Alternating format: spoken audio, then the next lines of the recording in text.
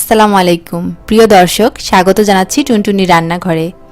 নামি দামি রেস্টুরেন্টের মতো মজাদার শিক কাবাব কিন্তু ঘরেই তৈরি করা যায়। অসম্ভব মজার শিক কাবাবের রেসিপিটি আজ আপনাদের সাথে শেয়ার করছি। ধন্যবাদ জানাই আমার অডিয়েন্সদের, যারা সাবস্ক্রাইব করে আমাকে সবসময় সাপোর্ট করছেন। আর যারা সাবস্ক্রাইব করেননি এখনও, তাদের অনুরোধ করছি আমার চ্যানেলটি সাবস্ক্রাইব করে পাশের বেল আইকনটি ক্লিক করবেন। তাহলে প্রতি বুধবার মজার রেসিপিটি আপনি পাবেন সবার আগে।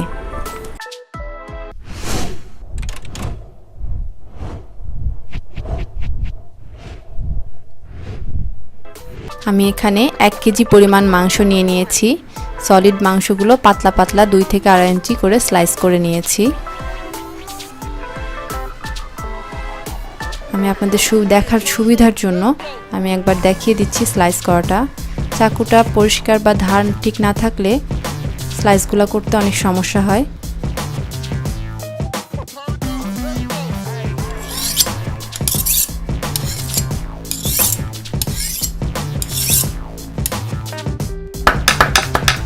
এবার দেখুন স্লাইস করতে অনেক সুবিধা হবে, খুব সহজে পাতলা স্লাইস হয়ে গেল।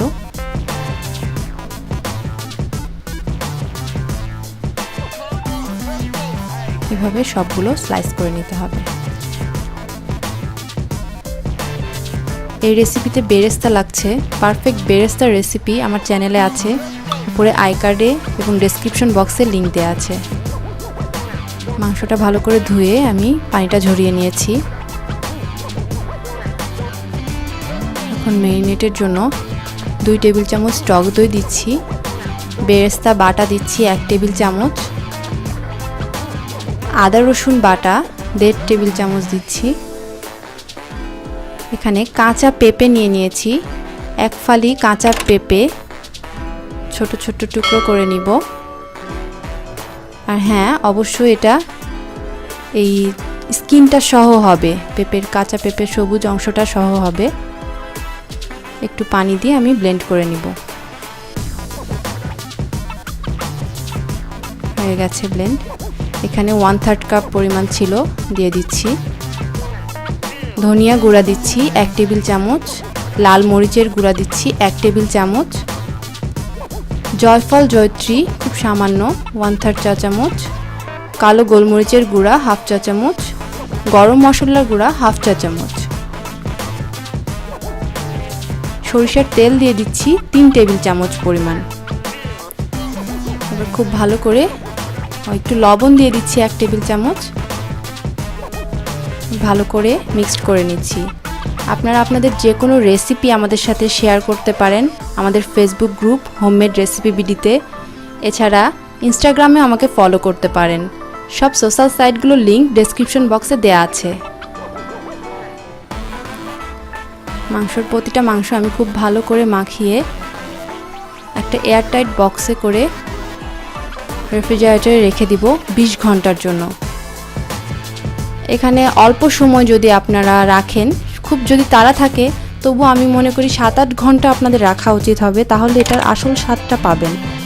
তাড়াহুড়ো করলে এটার স্বাদটা আপনি সেই স্বাদটা আসবে না।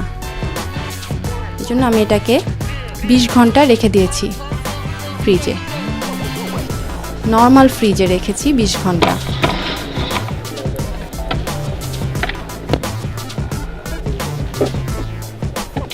ঘন্টা পরে ফিরে আসলাম।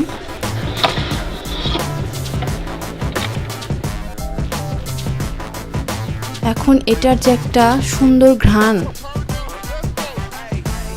কাবাব তৈরির আগেই জিভে জল চলে আসলো। আমি এখানে বাঁশের যে কাঠিগুলো পাওয়া যায়, স্টিকগুলো, ওগুলো নিয়েছি।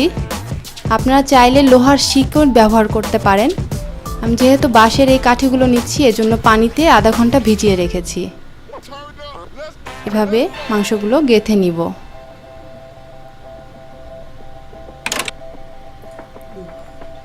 আপনারা যদি লোহার ব্যবহার করতে চান করতে পারেন। আমি যদি লোহা নাও করেন, স্বাদের কোনো তারতম্য আসবে না, কারণ আমি এখানে কয়লার একটা স্মোক দিব, যেটাতে এটা শিক কাবাবের আসল ফ্লেভারটা আসবে।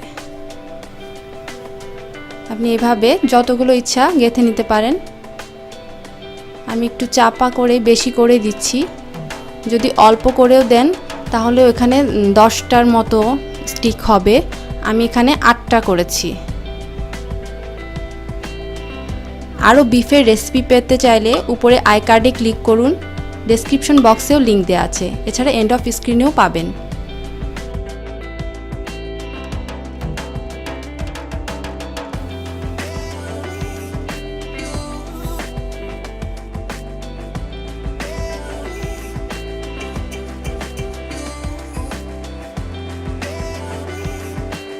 আমার রেসিপিগুলো ভালো লাগলে আমার সোশ্যাল সাইটগুলো ফলোইং করতে পারেন।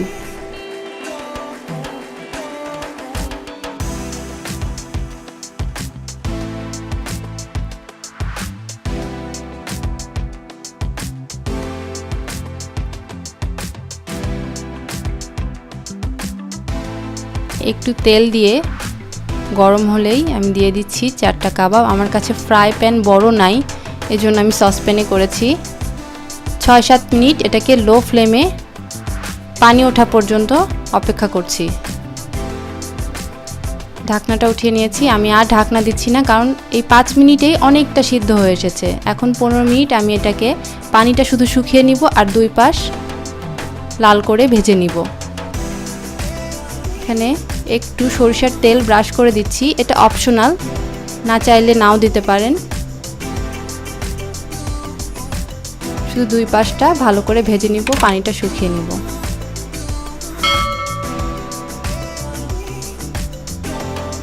এটা স্মোকের জন্য আমি এখন কয়লা নিব। হয়ে গেছে এটা। কয়লাটা আপনারা যে কোনো বড় বাজারে পাবেন, আর যদি না পান তো কোনো ক্যাটারিংয়ের দোকানে চাইলেই দিয়ে দিবে। এখানে কয়লাটা জ্বলন্ত আগুনে আমি 5 মিনিট রেখে দিয়েছি। ফয়েল পেপার দিয়ে এরকম একটা বাটি করে নিয়েছি, মাঝখানে বসিয়ে দিচ্ছি। না থাকলে আপনি এরকম কোনো বাটি ব্যবহার করতে পারেন।